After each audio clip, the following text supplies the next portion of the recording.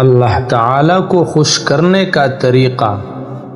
حدیث شریف میں آیا ہے کہ ہر مسلمان صبح و شام ان مندرجہ ذیل کلمات کو 3 بار کہے تو لازمی طور پر اللہ تعالیٰ قیامت کے دن اپنے اس بندے کو راضی کریں گے، یعنی خوش ہوں گے اور خوش کریں گے۔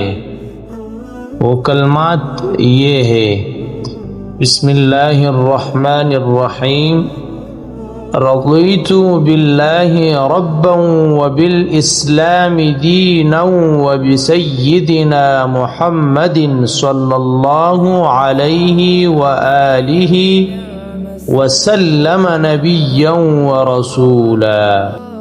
ایک بار پھر سنیے: رضیت باللہ ربا وبالاسلام دینا وبسیدنا محمد صلی اللہ علیہ وآلہ وسلم نبیا ورسولا۔